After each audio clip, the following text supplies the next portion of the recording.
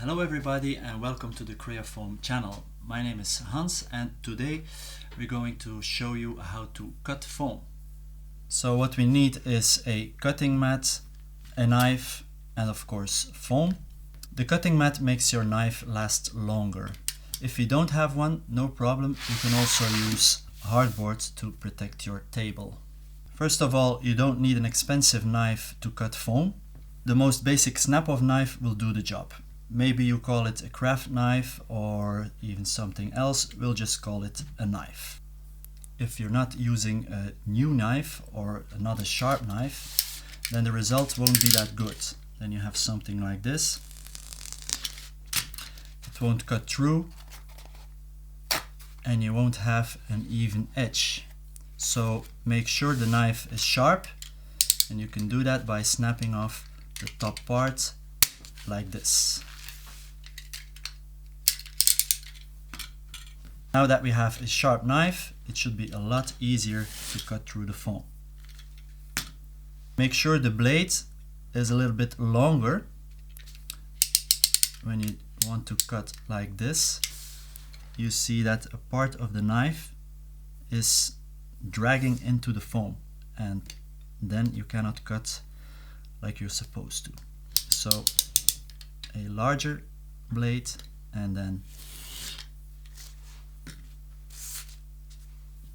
when you cut foam, don't push too hard.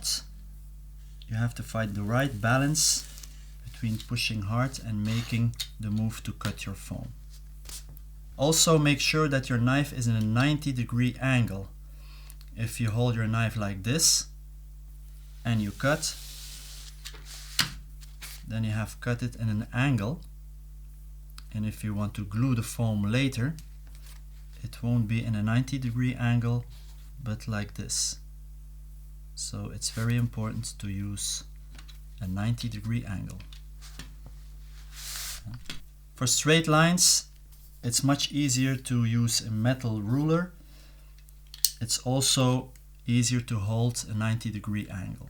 So like this. When you cut the foam, try to hold your knife parallel to the table. If you hold your knife like this and you try to cut, you see it doesn't cut very well. When you hold your knife like this, flat, you have a nice even cut. It's also possible to cut our foam with scissors, but we're not really a big fan, because when you're not used to cutting,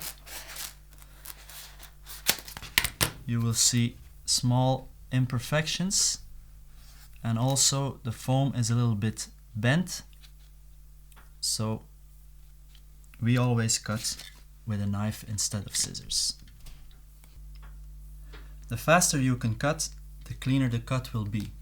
If I follow this line and I do it very slowly,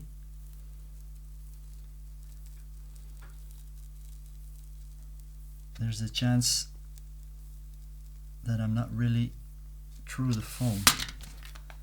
See, I have to pull. When I do it faster, you will see that the line is much cleaner.